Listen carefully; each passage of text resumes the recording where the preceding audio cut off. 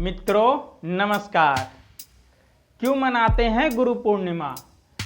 पौराणिक मान्यताओं के अनुसार गुरु पूर्णिमा, जिसे व्यास पूर्णिमा भी कहा जाता है, अपने गुरुओं के प्रति सम्मान और कृतज्ञता व्यक्त करने का एक महत्वपूर्ण पर्व है, जिसे महर्षि वेद व्यास के जन्म दिवस के रूप में मनाया जाता है, जिन्हें हिंदू धर्म का प्रथम गुरु माना जाता है, जिन्होंने वेदों, पुराणों और महाभारत जैसे महत्वपूर्ण ग्रंथ की रचना की थी। यह आषाढ़ पूर्णिमा तिथि को मनाई जाती है।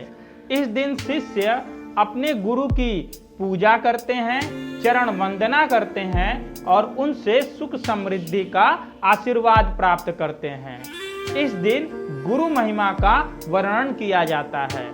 पौराणिक कथाओं के अनुसार इसी दिन से जगत गुरु भगवान शिव ने सप्त ऋषियों को योग सिखाना शुरू किया। धर्म के अनुयायी गुरु पूर्णिमा को भगवान बुद्ध की याद में मनाते हैं। उनके अनुसार इसी दिन भगवान बुद्ध ने वाराणसी के सारनाथ में अपना पहला उपदेश दिया था।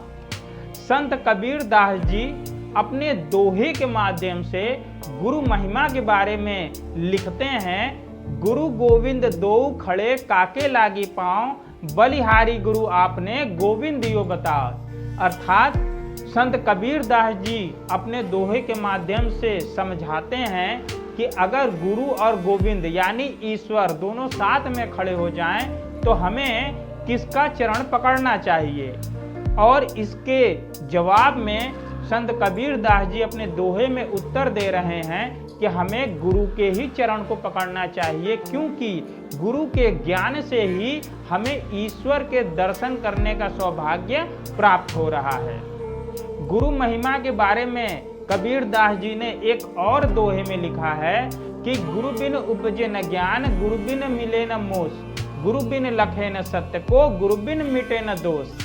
इस दोहे में संत कबीर दास जी कहते हैं कि जब तक गुरु की कृपा प्राप्त नहीं होती है तब तक मनुष्य अज्ञान रूपी अंधकार में भटकता हुआ माया और मोह के बंधनों में बंधा रहता है, उसको मोक्ष प्राप्त नहीं होता है। गुरु के बिना सत्य और असत्य का भेद भी नहीं पता चल पाता है।